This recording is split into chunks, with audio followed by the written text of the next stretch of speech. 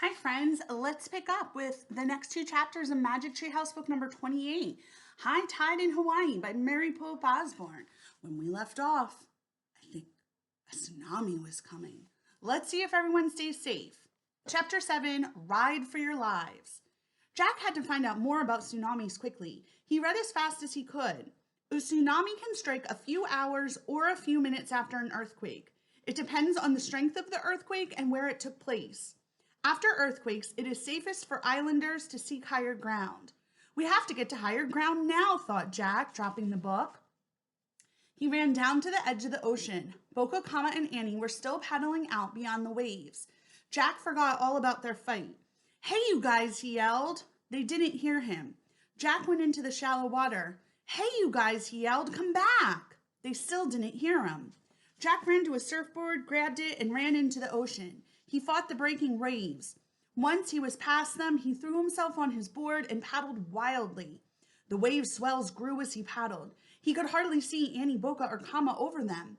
Jack paddled faster and faster, trying to reach them. Hey, he yelled, hey! Boca looked back at him. He gave Jack a friendly wave, then turned away again. I have to get them to help me, Jack thought frantically. Help, help, he yelled at the top of his lungs. The three kids jerked around. They paddled quickly toward Jack with worried faces. What's wrong? Annie cried when they got closer. Are you in trouble? We all are, said Jack. A tsunami might be coming. There was an earthquake when I was on the beach. We'd better ride in fast, said Boca. Stay on your belly, said Kama. It's safer. Here comes a wave, cried Boca. They all started paddling. The swell of the wave picked them up. They were all swept forward. Jack gripped the sides of his board as he zoomed along with the others. Suddenly, he dropped down as the wave curled under. It felt like a roller coaster, but he stayed on his board as the wave carried him to shore. Jack rolled off into the shallow water. He snatched up his board and ran onto the sand. Boca and Kama were waiting. Good riding, Jack, said Boca. Where's Annie? Asked Jack. Boca pointed. Annie was in the shallow water pulling her board in. As they watched, something very weird began to happen to the ocean. The water around Annie started to pull away. Chapter 8, The Big Wave.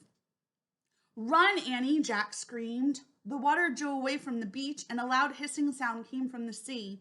Suddenly, fish flopped on the bare sand. Annie threw down her board and ran. She grabbed Jack's hand as she ran by him. Jack grabbed Boca's hand and Boca grabbed Kama's hand. They all ran together, pulling each other along as they raced to the cliff. Boca and Kama ran up the cliff path.